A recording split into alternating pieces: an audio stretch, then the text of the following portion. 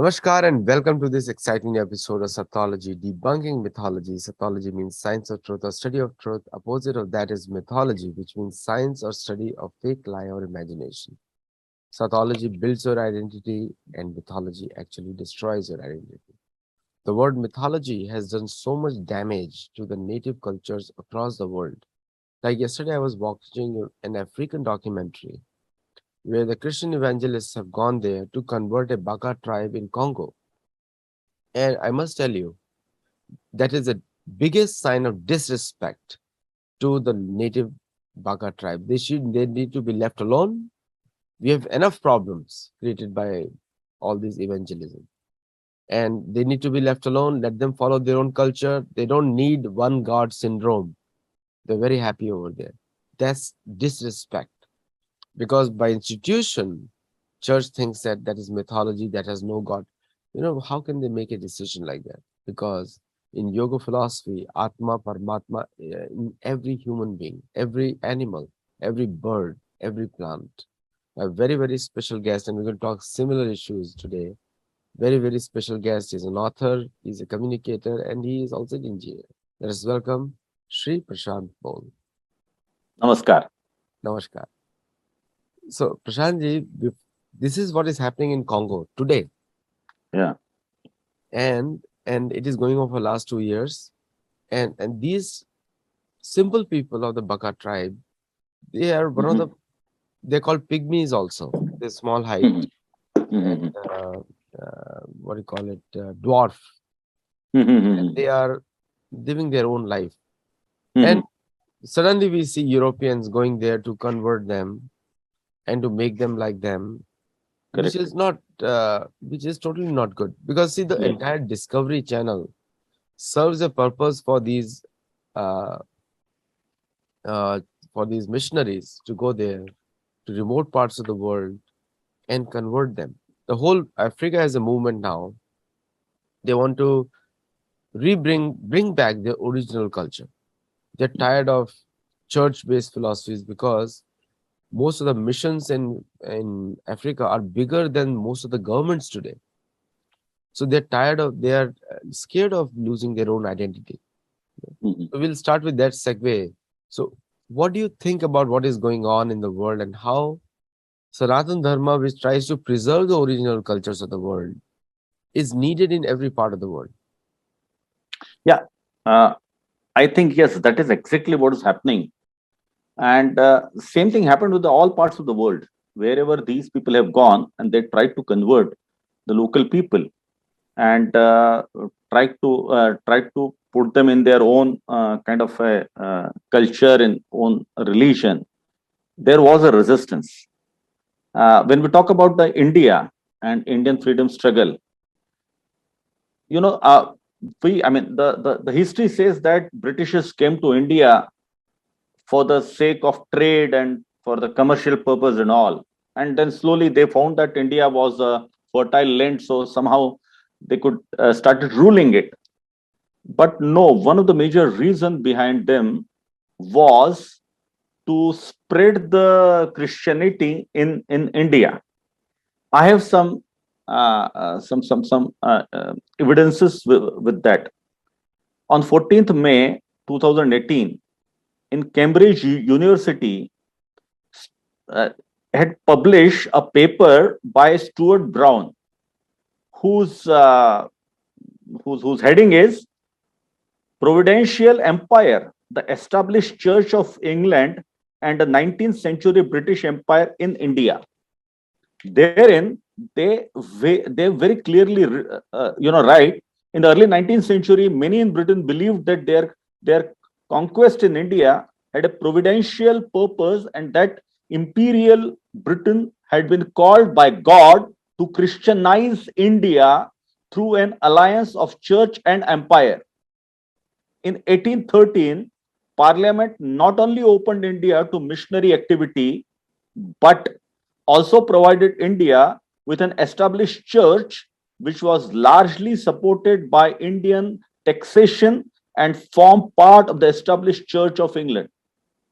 This was what Stuart Brown has said. But more than that, there was a letter which was found in the archives in Britain, and that letter was from Queen of Britain and Queen Victoria. That letter was written after the War of Independence in 1857, when the Queen took over the entire control of India, the Great India, the Greater India. Therein, she wrote a letter to Maharaja Dulip Singh. Dulip Singh was known for his cricket love and all. There's a trophy also played in his name, Dulip Trophy. Therein, she writes, and I quote, "The progress of the railroad," because this letter was related to the progress of the railroad. They were trying to establish a rail network in India and all regarding that. So I quote, "The progress of the railroad will make an immense difference in India and tend more than anything else to bring about civilization, and will in the end facilitate to spread of Christianity, which hitherto has made but very slow progress." Very clear. So the intention of Queen Victoria, intention of the British Empire, intention of the Britain was very clear, that they wanted to spread the Christianity in India, and they were thinking that God has given them kind of a chance, that with the church and with the empire, they could really make the entire India Christian, as they did in New Zealand, they did in Australia, they did in Canada. They want to do it in a similar manner. But at the same time, there was a major resistance by the Indian spiritual leaders, Indian saints, Indian sannyasis to this British way of converting them into Christianity, and imposing the British culture, the English culture, into the great Indian culture. So there were a lot of moments took place in India, right from immediately after Britishers won the first battle of Plassey, from where they somehow started ruling the eastern part, that is Bengal, the Great Bengal. So from there actually it started. So yes, as you rightly said, that these people, wherever they have gone, they tried to Christianize, and there was a resistance everywhere. Yes. See, one of the So things is in India. Yeah. they Yeah. were shocked that the India was controlled by the saints and the paramparas. Even today, Yes. even today, Yes. Yes. 2014 Modi ji win is because all the saints, and we have a very famous sabha in which they all extended support to him. 2014 Yes. Very true. against Sonia Gandhi's rule, Correct. and Correct. which is partly Vatican indirectly. Now, Gold, Glory, and God was the people bull. My whole book is there on that, where I've captured the every continent's story and Mhm. how the natives were converted or won on gold to steal the Mhm. gold. And just give an example, and I'll give an example of Africa. The state of Mhm. Ghana was sold for 12 decats and 7 slaves. That's it. Ah. The whole country was sold and Oh. converted to Christianity. That was then Philippines was converted. Now the Philippines proudly showed Hindu symbols. So all the Hindu Mhm. temples were banned. So if people think that the Philippines was a Christian country, no. 1521 to 1621, they were completely converted. They were told either you get killed or leave the Mhm. country or accept Christianity. That's what they were told Correct. by the Correct. Spaniards. Correct. Correct. So anyway, so in India, the role of these great spiritual personalities has been very primordially important in keeping the ethos or the culture of India. And that's Yes. why the British could not rule much, because and also the British were not able to challenge the Vedic philosophy, Yes. and they were inferior to that. And they when they realized it, they started exporting Indians out all over the world, Hindus.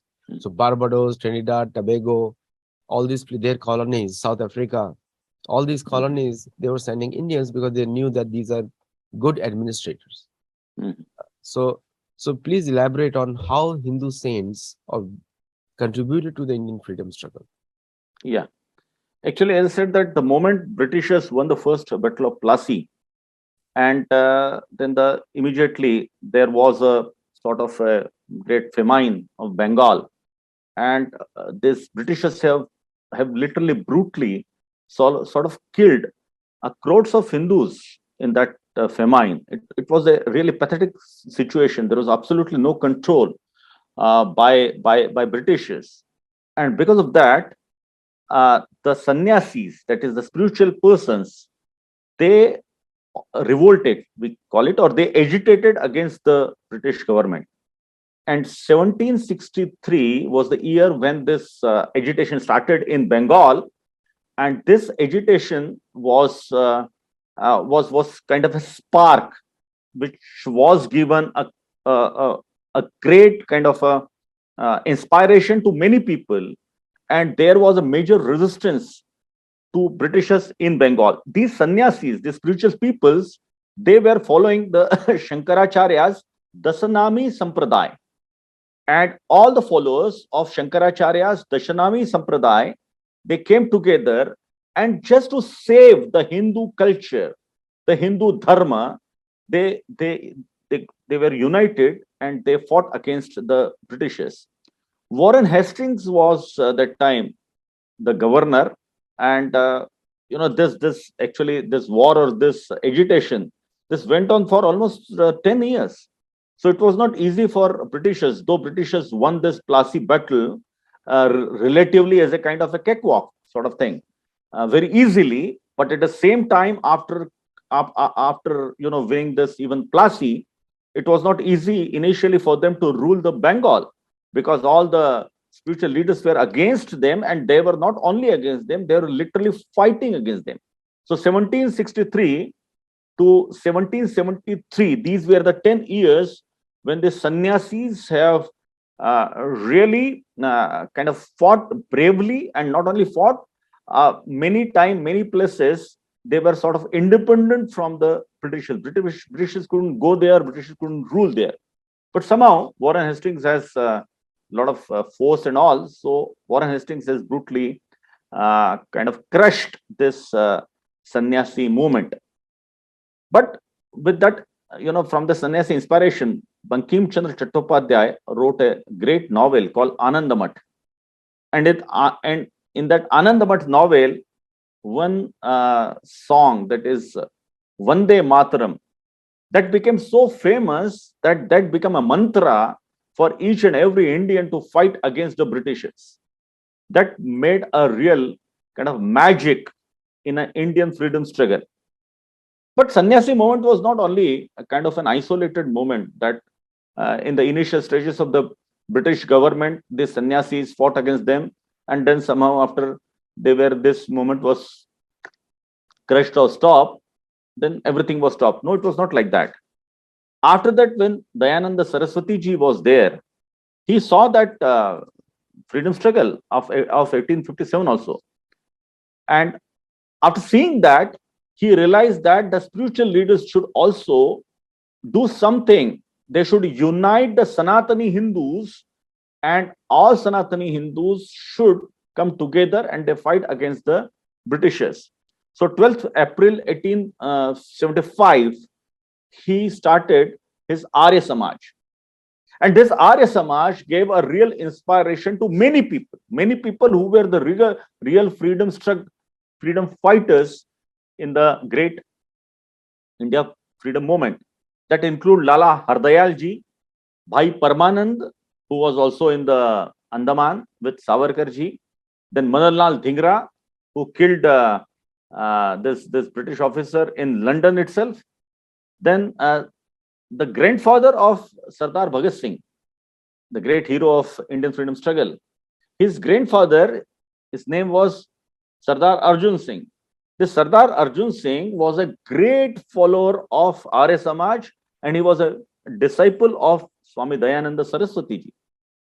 So I must say that Swami Dayananda Saraswati ji created an environment, created an atmosphere wherein the spirituality of India was targeted against the Britishers, and that gave the inspirations to many people like Swami Shraddhanand ji. Swami Shraddhanand ji, his era was from 1856 to 1926. So, I mean, just 1 year before the before the Great War of Independence, 1857. Uh, his birth year was 56. His actual real name was Munshi Ram, but he got inspired from Swami Dayanand Saraswati. He became the disciple of Swami Dayanand Saraswati, and then his name was Swami Shraddhananda. And he saw the way Britishers were trying to make their own culture imposed on India, how the Britishers are trying to destroy the great Indian and a very strong Indian systems, which includes the healthcare system, which includes the education system, which includes the normal day-to-day life, normal culture, everything Britishers wanted to sort of destroy, and they wanted to create an parallel system, a parallel culture, parallel dharma and religion, and that is the Christian religion. That's how they wanted to impose the Christianity. So to take out the Sanatani Hindu Samaj from this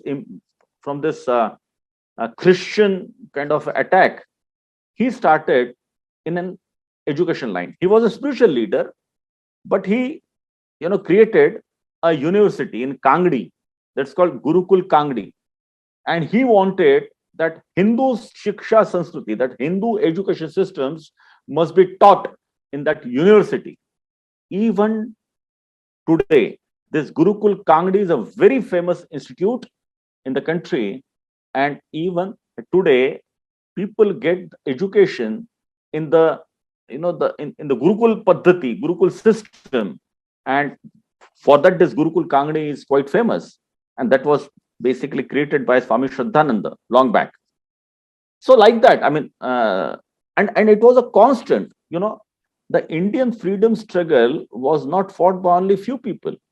It was a inclusive movement. When I say inclusive, I mean to say that the people from all walks of life, from all sections of life in India, they all fought against Britishers. Everyone.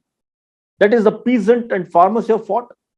That is the normal, the people who are like teachers, who are like working as a clerk and all, they also fought against the Britishers. Soldiers fought against the Britishers. The politicians also fought against the Britishers.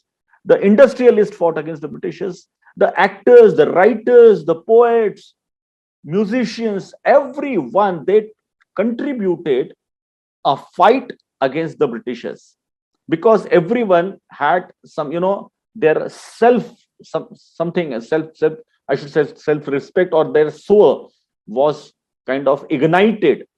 And that's why it was a movement, it was a fight by a common general people of India. And therein, the major inspiration, major contribution, as well as major inspiration was from the spiritual leaders of India.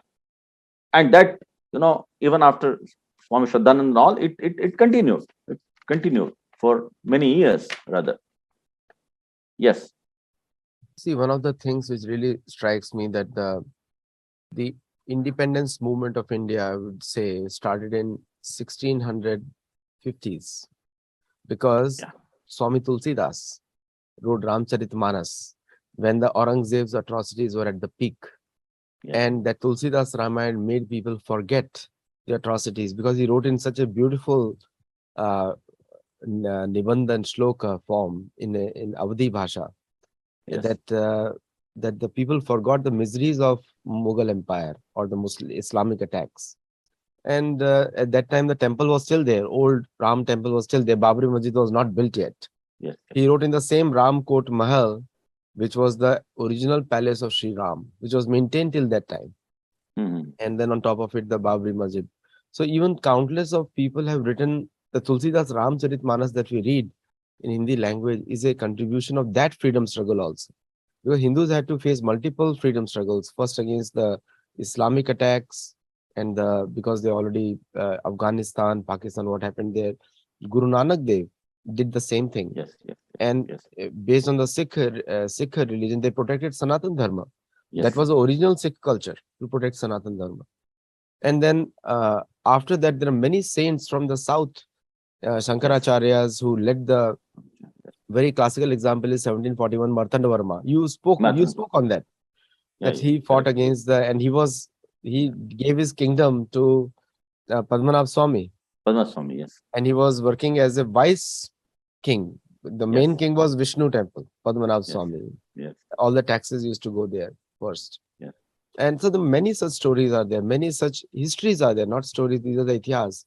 Uh, so, and also after that, we have forgotten the Prabhupada was a freedom struggle where Yes, yes, his guru, Bhakti Sardi Thakur, yes, and his guru, they all fought, they all fought with the British, for the British, against the British also.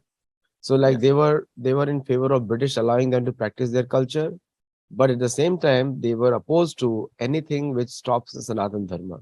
So many such stories are there. So tell me one thing, that even today, like if you look at the very recently go to 2014, where I personally feel in my viewpoint that India got the freedom in 2014, not before that. Yes, yes. So between 1947 to 2014, almost 60 years of Mughal rule continuing indirectly, Mughal British combined rule continuing. So there also we have all these people. Baba Ramdev was one of them who initially gave a call for to vote for Modi, and then all the Sant Yes. Samaj, Mandaleshwars, they also combined. Shri So Ravi Shankar, Ravi Baba Shankar, Ramdev, Mandalesh, yeah, many, many more. many Yeah, many people combined. yeah, Like in one, yeah, this one they were united. yes. So so the root cause, what is the root cause is our text only, Bhagavad Gita and our Vedic culture. So what is the role of our text in giving strength to the to the freedom struggles? Yeah. It's a good point. And the moment you mentioned about Tulsidas ji, you really raised a very good point. Let me just tell you, if you observe that the we have in India or abroad also lot of Hanuman temples, Maruti Hanuman temples, lot of Hanuman temples.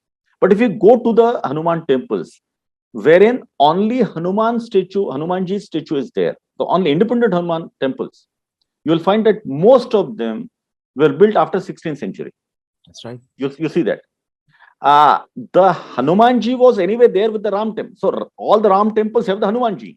But independent Hanuman temples were built after 16th century.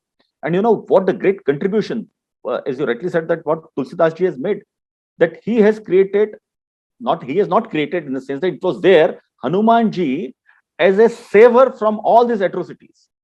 That he gave the confidence to the people. What is Hanuman Chalisa?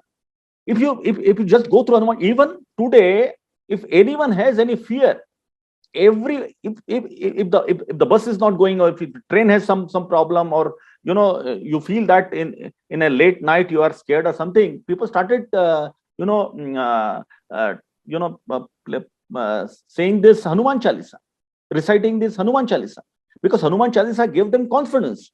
Because Tulsidas ji has found that Hanumana is basically a power, a takat, and this power was fighting, and Hanumanta is has amaratva, has amaratva. Hanumanta is still there. That's what we all believe, and that's the basically the power which is fighting against all bad evils, including these Mughals, including these Muslims atrocities, including British, including everyone.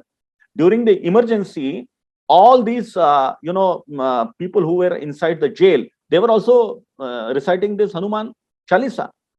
After Tulsidas ji's death, around 23 to 24 years after that, Samartha Swami Ramdas ji has gone to Varanasi and Ayodhya, Varanasi, and all. And he saw that. I mean, he felt that how this Hanumanji was a kind of an idol. Hanumanji was kind of a pratima, an idol, an inspiration for a common people, that just by remembering Hanumanji, people have got the confidence, have got the strength to fight against all bad evils, including all their bad rulers. And that's why when Samartha Ramdas Swamiji, he came back to Maharashtra, he established the Hanuman temples, and Veer Hanuman was there, and Swami Bhakta Hanuman was there. Like that, he had created the Hanumanji, wherein the Veer Hanuman was the Hanuman, which was giving the inspiration to a common people that yes, you can fight, you have all the confidence that you can fight against all the bad evils. So this was a major contribution of these saints of every, every period.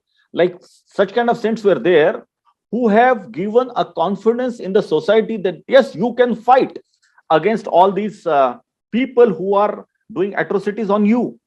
And that continued, as you rightly said, Guru Nanak Dev Ji. Now, what is Sikh Samaj? Sikh Dharma was basically to save the Sanatana Dharma. What Maharaja Ranjit Singh did, Maharaja Ranjit Singh not only fought against Mughals, he fought against Britishers. And it was because of Maharaja Ranjit Singh Ji, Britishers couldn't get control over the entire country till 1850. Because after defeating Marathas in 1818, Britishers have got the control of around 3/4 of the India, except the northern part, which includes the Punjab and that entire area. And that because of that, Maharaja Ranjit Singh was there, who is a great inspiration from Guru Nanak Dev Ji and entire Sikh Gurus. So that inspiration was there from the all the spiritual leaders in India, because the spiritual leaders have a great effect against a common people. On the common people of India. Like for example, in a much later stage, Swami Sahajananda, as an example, let me quote. Swami Sahajananda, his basically period is from 1889 to 1950. He's from Uttar Pradesh, Ghazipur.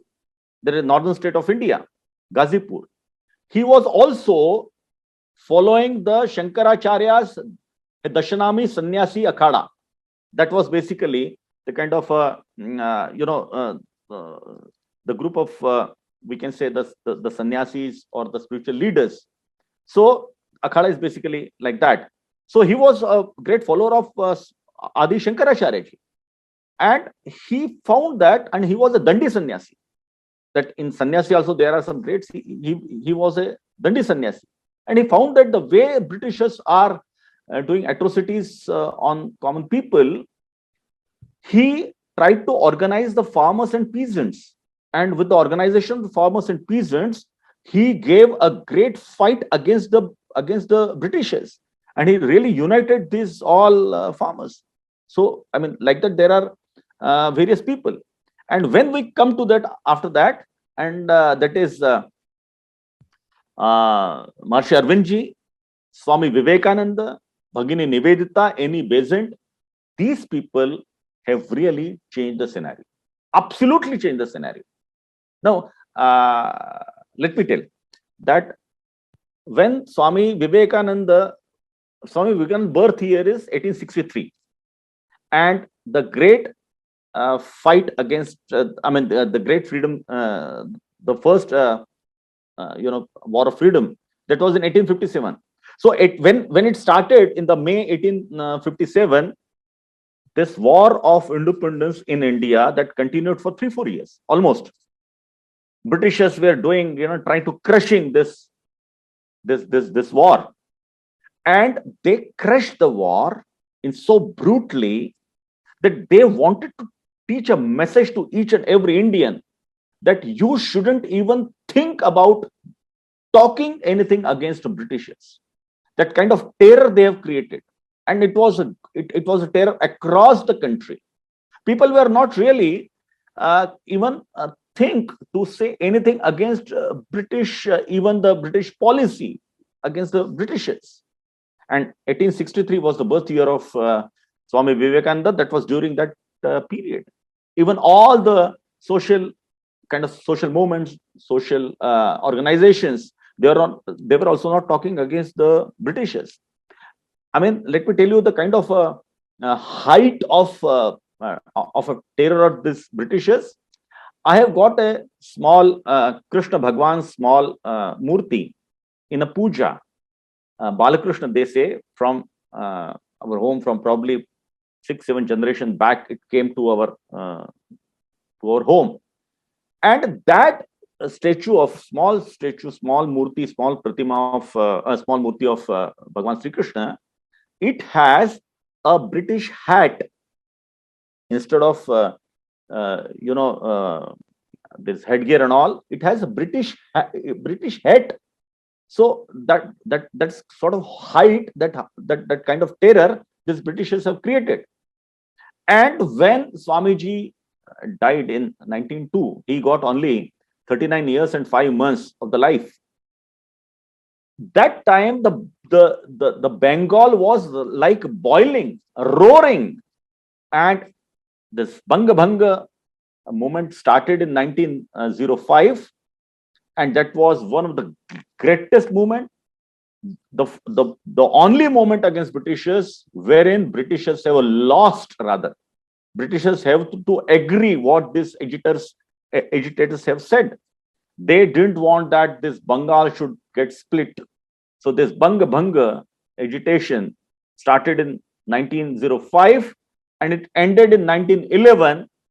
And during that, at the end of this agitation, wherein the Britishers have said, okay, we will take back our orders and Bengal will not get split, they have to change their capital from Kolkata, that is Calcutta during those days, to Delhi.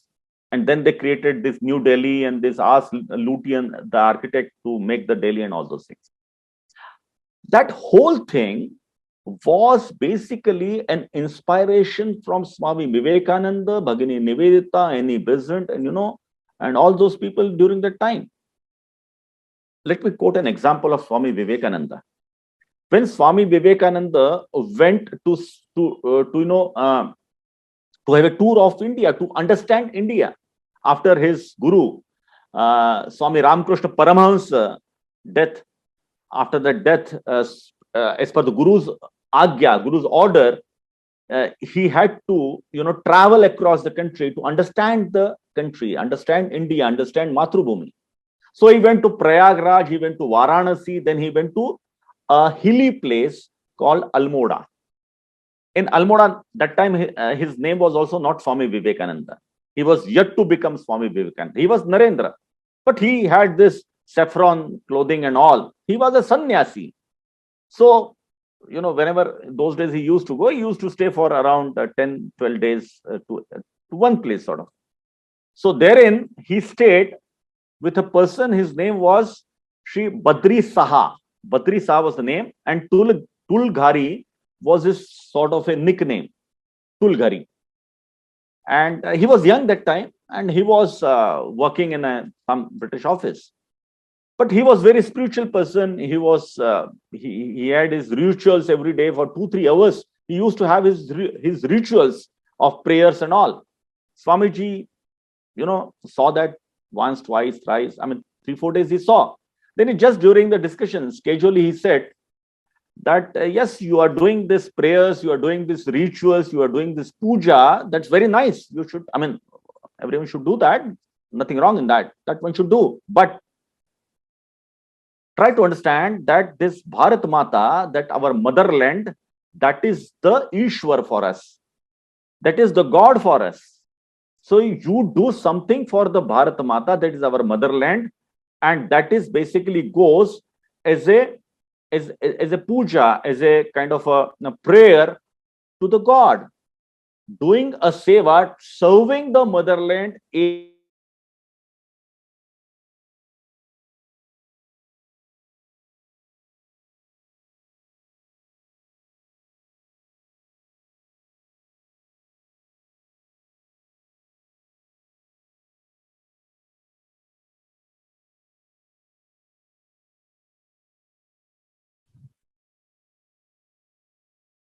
I think his video froze. Some internet connection issues, and I'm waiting for him to join back. Meanwhile, the list of achievements of Indian saints and gurus and paramparas in the freedom struggle, what you can see now, is so high. If you look at the entire experience of the freedom struggle, and I'll take you back a little bit till the time he joins back. 1486, Chaitanya Mahaprabhu was born in Bengal, and Qazi was ruling at the peak because by that time Islamic movement had spread. and he tried to stop the freedom struggle. He tried to stop the kirtan, and Chaitanya Mahaprabhu led the civil disobedience movement. The no more tax to Qazi, no more cooperation with the Qazi until the kirtan is allowed on the streets. And there's a very famous story of Qazi and Chaitanya Mahaprabhu speaking with each other, in which Qazi admits many things about his own culture from Arabic lands, and then he says, from now onwards, I will never stop the kirtan. So till then, till since that time, the kirtan has not stopped in Bengal and other parts of the India also. 1480s, that was in around 1500, before Tulsidas.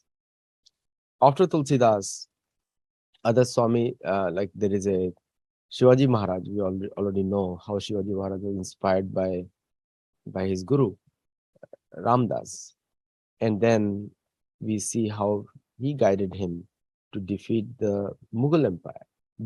After that, Ranjit Singh came. Ranjit Singh was protecting Sanatan Dharma after the 10th Guru. And then he was ruling from Kabul to Ladakh. That was the kingdom of Maharaj Ranjit Singh. He has joined back now. Prashantji, if you joined, can you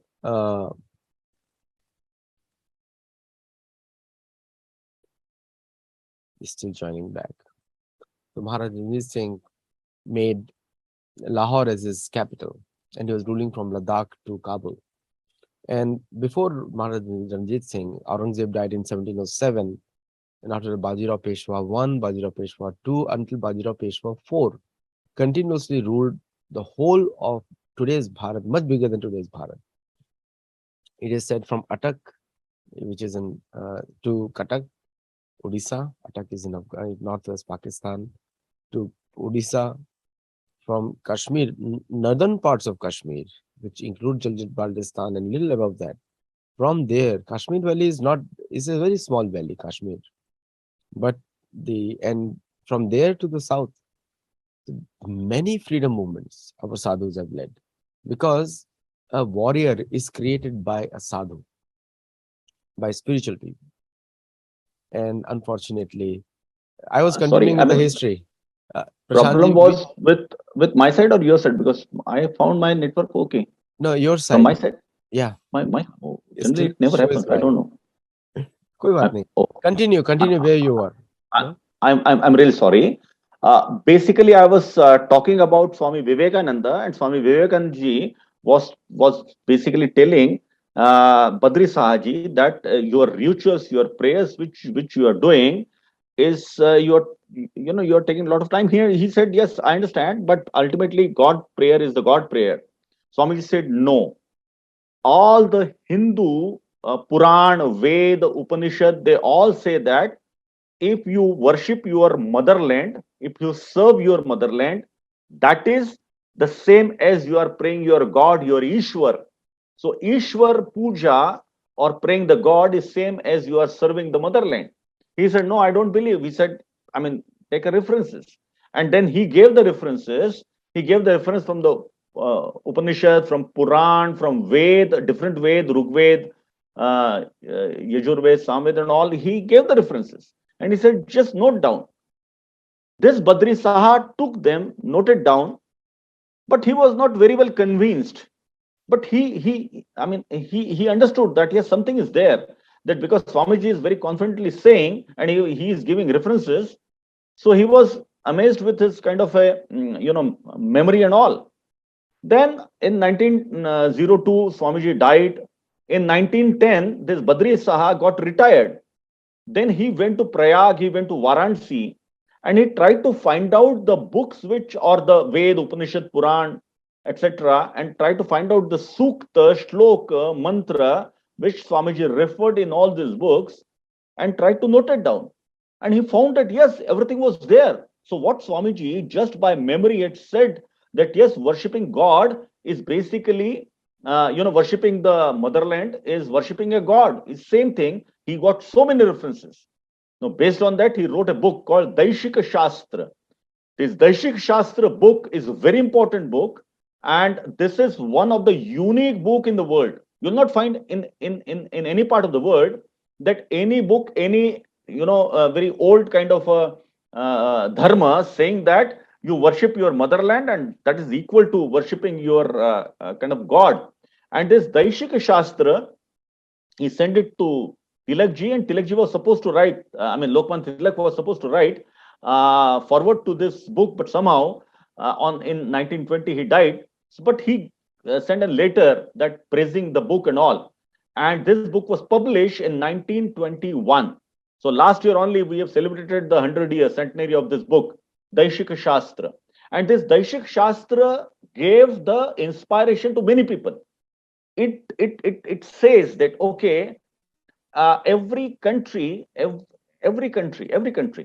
has, every rashtra, every country has its own kind of, they call it chitti. Chitti means the some some kind of identity. Identity also may not be the right word for this chitti, but something of that kind of identity, or kind of by which the country is basically known for that. So if that chitti, that identity get ignited, just to the people will realize the identity, then there will be a Virat Swarup of this Rashtra.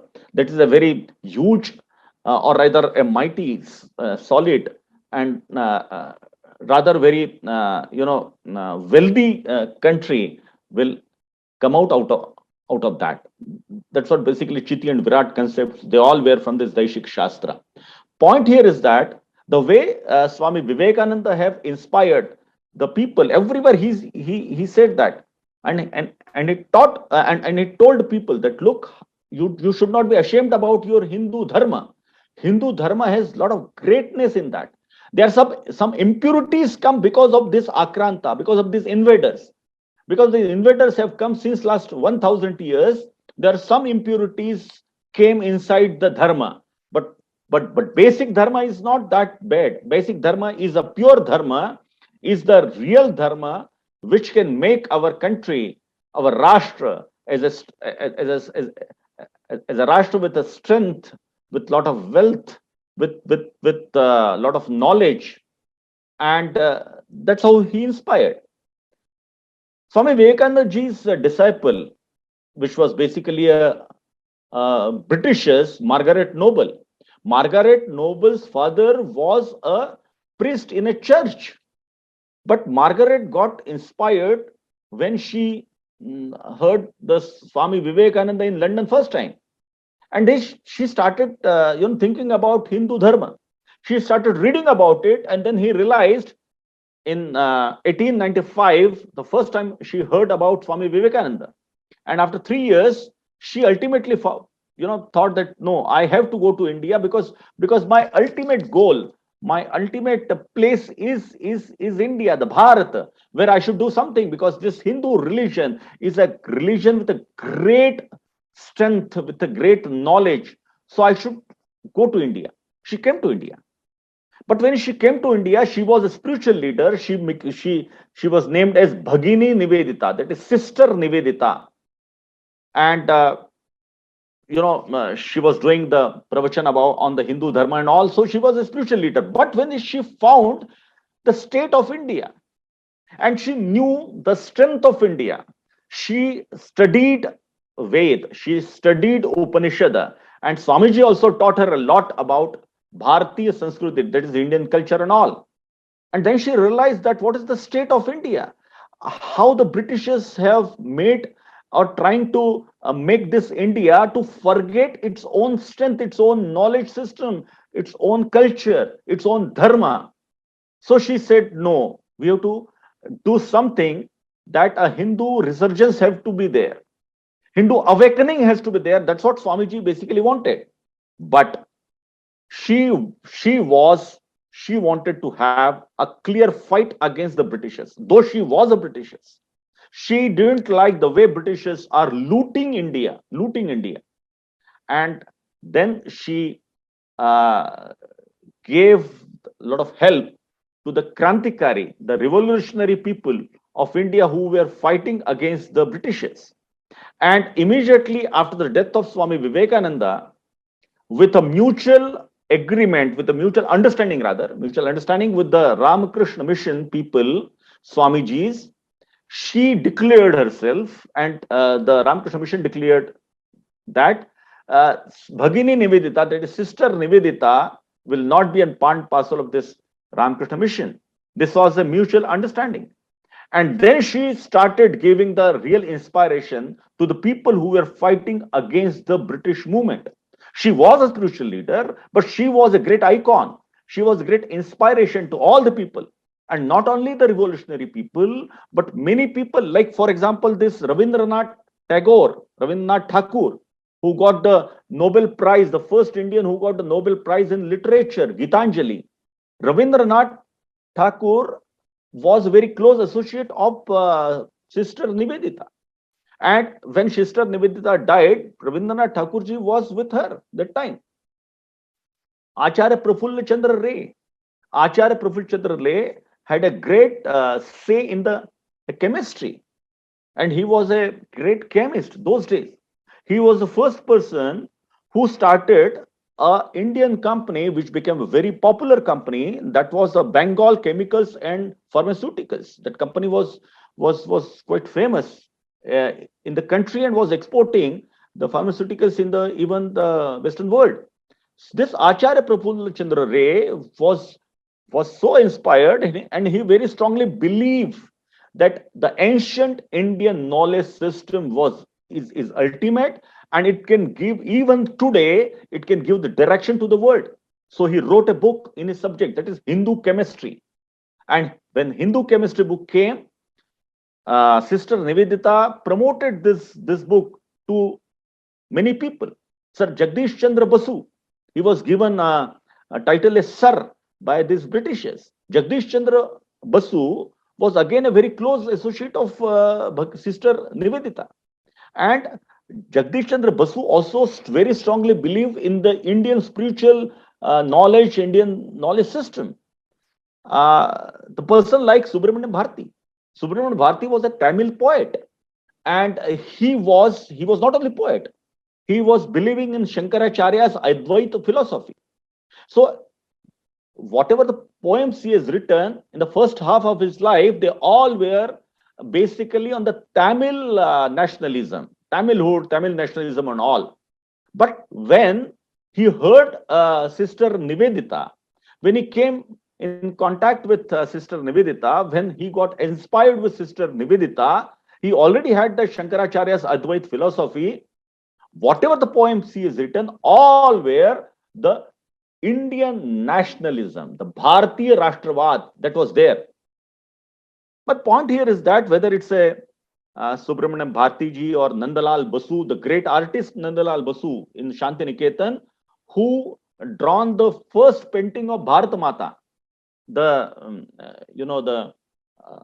the motherland, the portrait of Mother India.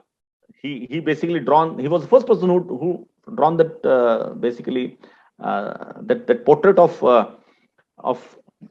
Mother India. So they all were inspired by Sister Nivedita and ultimately by Swami Vivekananda ji. My point here is that basically all these spiritual leaders, including Yogi Arvind ji, who was a great activist in Bhanga Andolan, they all have created or given a path to the Indian freedom struggle, Indian freedom movement. They always gave the directions, and that was continued. And as you rightly asked the question, that in after 2014, and I fully agree with you that after 2014 was basically the day when India got the freedom. Interestingly, let me quote a very one very small this thing. On 18th of May, the Guardian, the British newspaper Guardian, he wrote a leading article on this on Indian elections. So the Sunday, 18th May 2014, the leading article, I would like to quote his one sentence. He said that today, 18th May 2014, may well do down in history as the day when Britain finally left India. He writes again further that India under the Congress party was in many ways a continuation of the British Raj by other means. So you're right. Yes, that's true. That the actually the we should say the freedom we have got in 2014, and for this freedom there was a spiritual leaders like, as you rightly said, Baba Ramdev, Shri Ravi Shankar ji, many Shankaracharya, many like Swami Satyamitra Nandagiri ji, Swami Avdeshanandagiri ji. So many such saints, many such sannyasis, many spiritual leaders, they awakened the people.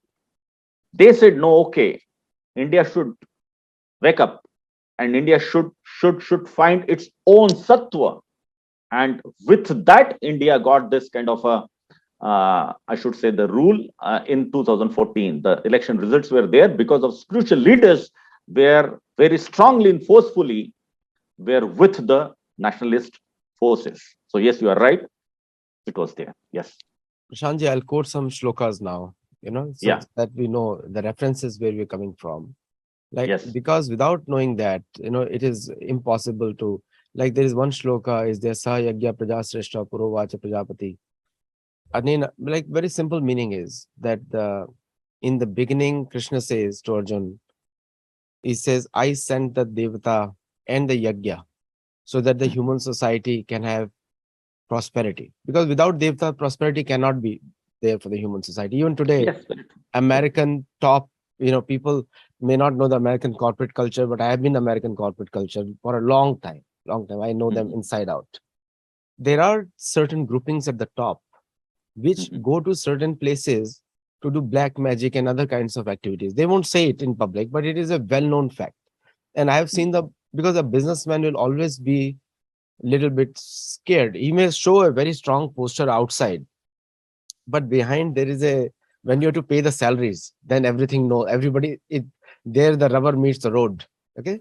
True. True. Because True. salaries, I've been in that position, so we know exactly what happens over there. Any CEO will have that struggle. Payroll is the biggest monthly challenge for a CEO. Mhm. Even a very big firm can be there, but still that is nowadays the expenditures are increasing. Devan bhavitanena te deva bhaviyantu va parasparam bhavayanta shreya avapsitha. Means without cooperation with devata, you cannot have shreya. So first yagya, then deva, and I will also quote Krishna's words in Bhagavad Puran, because when people quote Puran, then we need to quote the exact verses. Now this is happening during the solar eclipse at Kurukshetra, Mhm. in which all the sadhu samaj has gone to Krishna to meet him. So Mhm. Krishna is glorifying the sadhu samaj. So you have to take it in that context only, because we should not take outside the context any words of anybody, including Bhagwan also. Because Bhagavad Gita is also contextual information, Puran is also contextual. So Shukdev Goswami is explaining to Naimisharanya, and now Krishna speaks directly to the people at Kurukshetra where Draupadi and all the sages. So he's glorifying that Narada and all these great personalities have come. So he's Mhm. telling them that Devatas can fulfill what you have, but to get out of karma bandhan and to minimize your sins, you have to have faith in these great sages, and not the rivers and anything else. Very interesting shloka. Bhagavad Puran, Canto 10, chapter 84, verse 13. I'm going that specific. In that it says, Yasyatma buddhi konapetri dhatuke sodhi kalatradishu bhaumai jadi. Yatirtha buddhi saline na karijit jane abhigyeshu saiva gokhara. He says, and now again contextually to say, that instead of worshipping the land where you live, instead of worshipping any other person, including the water or the rivers, we need to worship these great sages, because they can save you from karma bandhan cycle, but not the. So in this context, to say, he mentioned that those who just worship the land without respecting the sages, they are almost like asses and camels. He said, go khara. Khara means gada, and go means guy, like the hoofs of those animals. So these are the specific references. So like, and I'll again go back to the 16th chapter of Bhagavad Gita, Krishna Bhagavan says, "Ye Shastra Vidhi Mutsrijya Vartate Kama." So people who reject the Shastra can neither get any success nor can get the Param Gata. Param Gata means outside, can get out of the cycle of Karma Bandhan. So these multiple shlokas, also Bhagavad Puran and Bhagavad Gita, half the people will not even know the difference between the two. But people who know that Bhagavad Puran is a summary of, is a commentary on Vedanta Sutra. So the Puranas and other people have glorified the importance of Sadhu Samaj. Yes. And without, see, the thing is, even today, if you look at the modern states, they're defending the constitution. And people will kill me for that, because people have not understood Manusmriti and other things. So always Samvidhan is respected. Bharat means Samvidhan of Bharat. This is a modern state definition. So principles are respected more than the land. And because the principles stand, See, these Sadhu Samaj were fighting for Sanatan Dharma based on the Shastra. So if Manusmriti, which is a Shastra for us, it has economy, it has defense, and definitely doesn't promote any birth-based caste system. Manusmriti is all about occupations. Varna means occupational duties. So in that also, the protection of Sanatan Dharma on the basis of Varnashram is protected. So same things people are doing, but people have made up their own constitutions where somebody is exploiting. Look at America today. Income disparity is so high. And look at the failed states like Pakistan, which are working on borrowed constitution from Arabic land. Neither those lands have actually got oil, but these guys have nothing. So they are poor because they're living on the foreign ideology. So my point to you is, so much of Sadhu Samaj is glorified in our Shastra. Bhagwan Krishna himself is saying, Tad Vidhi Pranipatena Prashinase. Multiple references in Bhagavad Gita and Bhagavad Puran. Can we today? So 2014 Sadhu Samaj contributed, and Chhatrapati Shivaji Maharaj contributed, who was Sadhu and a warrior, and contributed. And there's so many great saints contributed. Ramanujacharya contributed against the philosophy of people who did not believe in Bhagwan, Archa Vigraha. Ramanuja fought against them also. Yes. So can it be brought back that we protect the culture propounded by the Vedic Shastra? Can we bring that back in today's society? Because future of India, future of Bharat, like in India is a cut-off land. If you from Mahabharat point of view, we are only a small khand is left. From Mahabharat point of view, Jambu Dweep is Bharatvarsh. Yes. Asia is Bharatvarsh. From Mahabharat point of view, today we are just small, and that too we are fighting for it. Yeah, true. So others are fighting for their culture, but we are not fighting for our Shastra. So don't you think it will minimize the importance of, or reduce the level of our fight against the adharma? No, I fully agree with you that is Vedic Dharma has to be restored, rather, or there has to be resurgence in the Vedic Dharma. That has to be there. But let me just quote one small example. In Peshawar, in the 6th or 7th of century, in Peshawar, there was a Surya Mandir, that is sun temple, a very huge sun temple, and people used to worship that, and people thought that if anything happened with this sun temple, then their life will be in question mark, and all such things were there. Now, what happened when this Islamic invaders came and they started ruling this Peshawar and that area initially?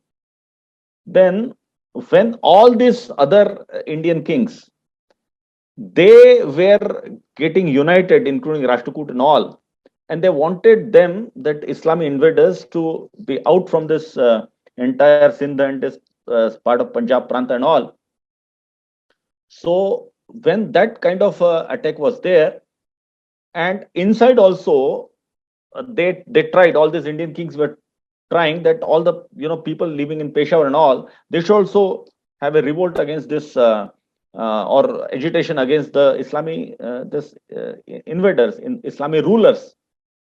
So what these Islamic rulers did, they said that, look, if you do anything against us, we will destroy this sun temple. Let them come. Let your people can come. Let your kings can come with a lot of force, lot of army and all. But before that, we will destroy the sun temple, and then you can take a decision.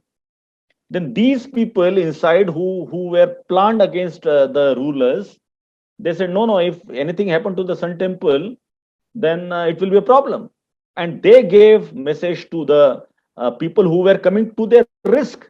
All the Indian Hindu kings, unitedly they were fighting, trying to fight against these Islamic invaders. They gave a message to them. They said, look, please don't come, otherwise they are going to destroy the sun temple, and if sun temple is destroyed, we all will be destroyed. Now today there is no sun temple in Peshawar. Today there is no Hindu culture in Peshawar. Today there is no Hindu left in Peshawar.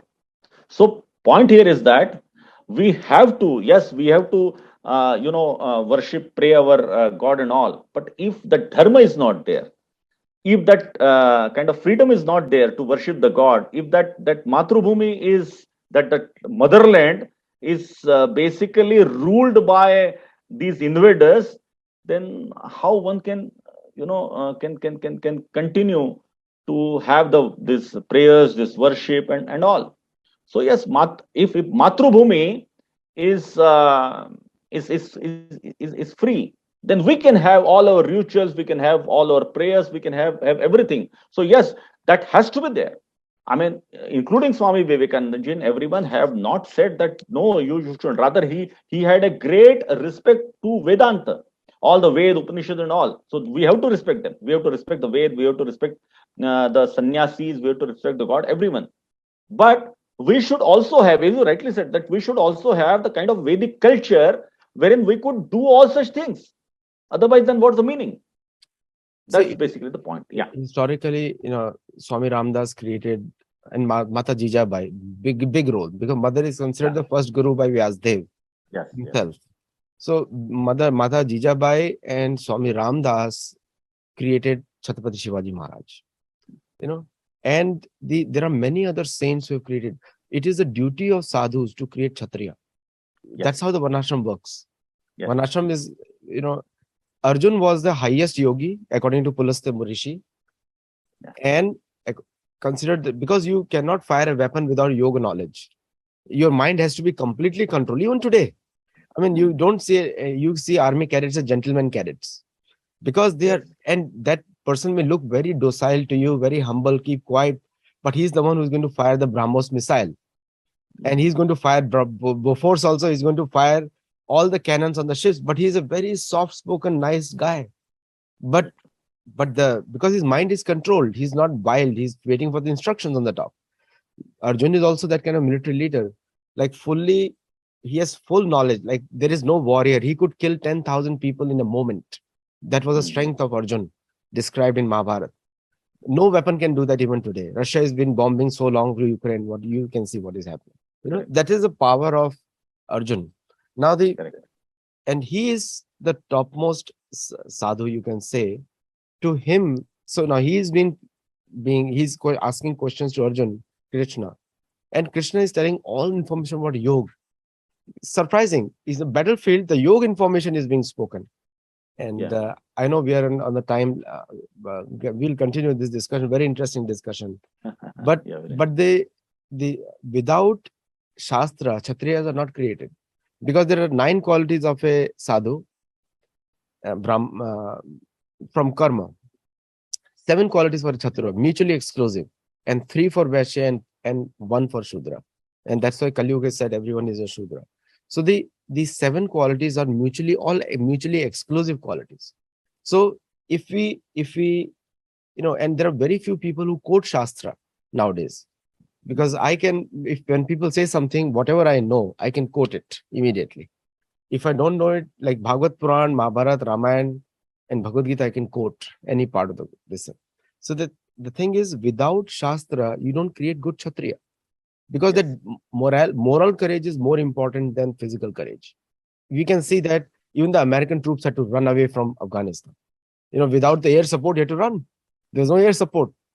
So But the Indian soldier, this is a well-known fact around the world, he stands because he's not protecting the Bharat Mata or anyone. He's protecting our Dham. He's protecting something bigger than what it is. Like we all know Saragadi struggle of Sikh soldiers. They were not fighting for British government. They were fighting to protect Bharat. Very well known fact in Afghanistan because that's where Bharat was. Yeah, So yeah. can we again bring back that culture that if we start looking from the Mahabharat perspective and the perspective of the sadhu, then we are looking at a Bharat which is whole Asia. Yes. Otherwise we are not looking. Akhand Bharat will not make any sense unless we are trying to spread the culture of Sanatan Dharma. That is, you know, Very true. the constitutions, not modern constitutions today, all over the world are plagiarized from either the American or the British, because that was a condition on which they were given independence. People don't know that the independence condition was you to follow our law system, you to follow our language. Correct. Two things. So, what do you have to say, and then we wrap up this show. No, I think I fully agree with you that ultimately Sanatan Dharma is the only way to make this world a peaceful world, a very healthy world, and a prosperous world. And that everyone has, I think, started accepting. And as you rightly said, that the the Jambu Dweep, the entire Sanatan Dharma was basically spread across the entire Jambu Dweep. So that has to be considered. Akhand Bharat is not only Bharat, Pakistan, and Bangladesh. It's not like that. I agree with you that Akhand Bharat Sankalpana is basically the whole, the earlier Aryavarta or that entire, area. And if that is there with all the Vedic systems and Vedic knowledge, I am damn sure that the world has real peace, real world will be prosperous, and world will be healthy as well. So that's what I feel. In the geography of Valmiki Ramayana and Mahabharata, there is no difference. So, Uttar Kuru Mhm. is both above Shadoba Nadi or Shaloba Yes, Nadi, yes, yes, which yes. is Kyrgyzstan. Kyrgyzstan. Correct, This correct, is correct, correct, Kyrgyzstan above Almaty, Meru Parvat, that area. correct. There's no difference over there. Valmiki Ramayana was global. Every continent was Sri Ram's Yeah. territory. But Mahabharat, it was only Jambudvip. But Jambudvip is Mhm. big, 25% of the world's Yes, landmass. yes, 25%. So, we have to bring back that old thing that if India was to defend, Vrindavan, Char Dham, our influence should start at Kyrgyzstan. Our influence should start at Syria on the west coast. Our influence should start at Cambodia on the east side. And our influence in the south should go to the South Pole because Lanka is under the ocean now. So, so anyway, very true. wonderful discussion, Mhm. Prashantji. Yeah. Thank you. Thank you for coming. And you always tickle my brain on certain areas because unless something is very motivating, I cannot quote the Shastra. So this topic was excellent, chosen by you actually, not by me. So thank you all the viewers for It was watching. interesting. Thank you very much. Namaskar. Do comment Yeah, and like and yeah, share the video. yeah, Namaste. yeah. Namaste.